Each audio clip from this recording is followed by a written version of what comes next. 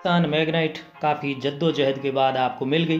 काफ़ी आपने वेटिंग का इंतजार किया, लेकिन खैर अंततगत्वा आप मैग्नाइट को लाने में सफल हुए। तब आपके सामने अगला जो प्रश्न है वो ये कि जब इसकी फर्स्ट सर्विस का टाइम होगा तब क्या कुछ करना होगा। तो इस वीडियो में आपको बताएंगे कि आपको पहले से कौन कौन सी तैयारी करनी है और क्या कुछ फर्स्ट सर्विस में होने वाला है। नमस्कार प्यारे मित्रों, यदि आपने अभी तक इस चैनल को सब्सक्राइब नहीं किया है तो इसे सब्सक्राइब अवश्य करें।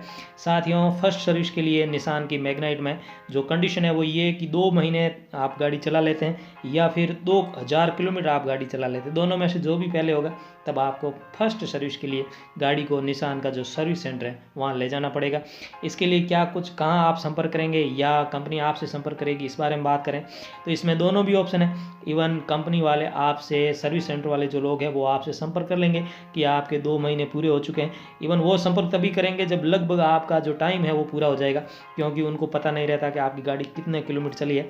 लेकिन आपकी गाड़ी 2000 किलोमीटर पहले चल चुकी है तो आप स्वयं भी संपर्क कर सकते हैं कि हमारी जो मैग्नाइट है वो 2000 किलोमीटर चल चुकी है, अब मैं इसकी पहली सर्विस कराना चाहता हूं। तो इसके लिए आप सर्विस बुकिंग है वो करवा सकते हैं। इसके लिए बहुत सारे ऑप्शन है, आप फ़ोन कॉल पे कर सकते हैं, पर्सनली कांटेक्ट कर सकते हैं, जाके बात कर सकते हैं, या फिर जो निशान का ऐप है उस एप्लीकेशन पर भी आप सर्विस है वो बुक कर सकते हैं। इस तरह के विभिन्न माध्यमों से आप बुक करेंगे तब वो आपको टाइम देंगे या फिर कंफर्म कर देंगे कि इस समय आपको सर्विस सेंटर पर आना, वहाँ आप सर्विस सेंटर पर गाड़ी ले जाएंगे, वहाँ सर्विस हो जाएगी। उसमें क्या होगा, उससे पहले एक महत्वपूर्ण चीज़ है और उस पर भी थोड़ी बात कर लेते हैं कि आप सर्विस पर जा रहे हैं अपनी गाड़ी लेकर के, उससे 10 से 20 दिन पहले ही आपको अपनी सर्विस के हिसाब से गाड़ी का अवलोकन करना, ऑब्जर्वेशन करना, ध्यान रखना है कि सर्विस सेंटर पर जाएं तब कोई समस्या है तो आप वो उनके सामने रख सकें। क्योंकि आमतौर पर हमारे कुछ साथी सर्विस सेंटर पर गाड़ी ले जाते हैं, उन्हें ये पता नहीं होता कि गाड़ी में क्या कुछ सही है कि नहीं है। जब तक मेजर कोई प्रॉब्लम नहीं आती तब तक वो ध्यान ही नहीं देते और नॉर्मली सर्विस करा के वापस आ जाते हैं। फिर उनको लगता है कि वो हमने ये ध्यान नहीं दिया, वरना वहाँ बात कर दें। तो आपको कुछ चीज़ों का ध्यान रखना है, गाड़ी को पूरा ऑब्जर्व करना है कि गाड़ी में कौन सी समस्या आ रही है। जैसे कि मान लीजिए आपके विंडो है, जो दरवाजे हैं, वो आप जब उसको खोलते हो, बंद करते हो, तब उसमें कुछ असामान्य सी आवाज़ आ रही हो तो वो आप मेंशन कर सकते हैं, नोट करके रखें अपने कागज़ में, ताकि वहाँ आपको वो बात कहने में सहूलियत रहे। अन्यथा कभी कभी क्या होता है कि जल्दबाजी में हम पहले ये सोचते हैं कि वहाँ सर्विस सेंटर पे ये बातें मैं उनके सामने रखूँगा और वहाँ जाते हैं तो कुछ 1-2 बात छूट जाती है। तो इसका सही तरीका ये कि आप अपने कोई भी कहीं भी इस समस्या को नोट कर लें कि जो है वो इस गाड़ी में ये बातें हैं जो वहाँ आपको बतानी है। तो मान लीजिए विंडो है, उसमें कुछ असामान्य सी आवाज़ आ रही है, उसको बंद चालू खोलते हैं तब, या फिर मान लीजिए सीट बेल्ट है वो अटक रहा है, क्योंकि ऐसी प्रॉब्लम आमतौर पर रेनो और निसान की गाड़ी में आ जाती है कि उनकी विंडो अलग तरह से आवाज़ करती है या फिर जो सीट बेल्ट है वो अटक जाती है, वो सही से काम नहीं करती। तो साथियों, आपकी गाड़ी गारंटी में होती है, आपको चिंता करने की आवश्यकता नहीं है। आपको केवल वहाँ ये बताना है कि भाई हमारी ये चीज़ें ख़राब है। और सीट बेल्ट की बात ये, क्योंकि पर्सनली मैं, जो मेरे पास रेनो की ड्राइवर है उसमें ये प्रॉब्लम आई थी, उसकी सीट बेल्ट है वो एक सीट बेल्ट सही काम नहीं कर रहा था, अटक जाता था। तो मैंने जब दूसरी सर्विस कराई तब जो है उसे चेंज करवाया। उस समय हालांकि ये प्रॉब्लम बाद में आई थी, तो दूसरी सर्विस में मैंने उन्हें कहा तो उन्होंने वो पूरी तरह से फ्री में उसे चेंज किया। तो आप ये भी ध्यान रख सकते हैं।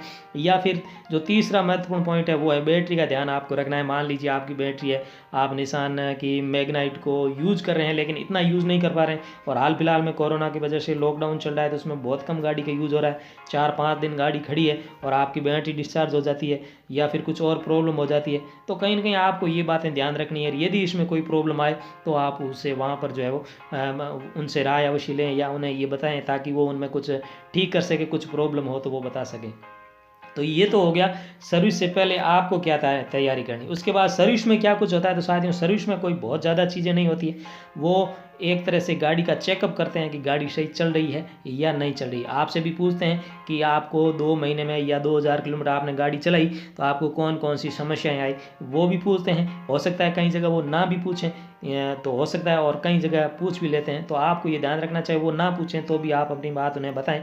जब भी गाड़ी सौंपते हैं तो साथ में उनको कहें कि ये मेरी 3 चीज़ें हैं या 5 चीज़ें हैं या एक चीज़ है, आप कागज़ पे नोट कर लीजिए ये मेरे को समस्या आ रही है, ताकि वो फिर जब वापस आप अपनी गाड़ी लो तब एक बार फिर से कंफर्म कर सको कि इस चीज़ पे आपने काम किया या नहीं किया।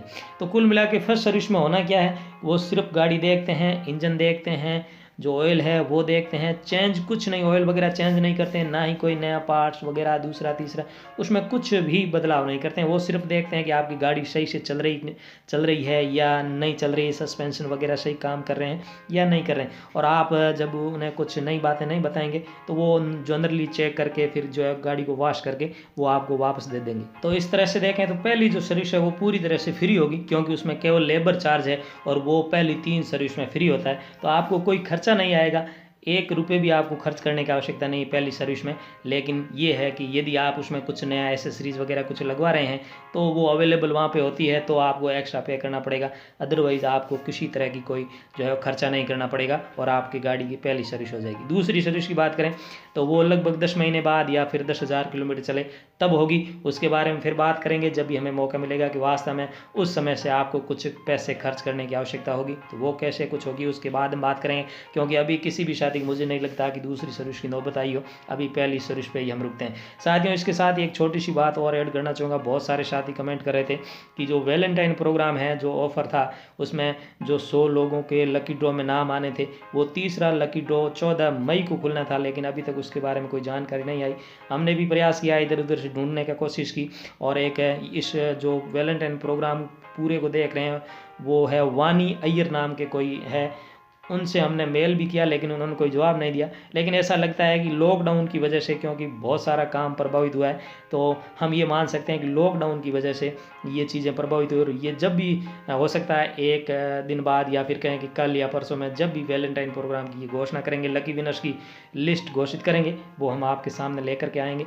तो आप हमारे साथ बने रहिए। इसके साथ ही साथियों, वीडियो के अंत में जाते जाते एक बार फिर से निवेदन करूंगा कि यदि आप निसान की मैग्नेट से संबंधित छोटी से छोटी बात की जानकारी रखना चाहते हैं या हम आपस में चर्चा करते रहना चाहते हैं तो आप इस चैनल को सब्सक्राइब अवश्य करें। आप सबका दिन शुभ हो। Thank you.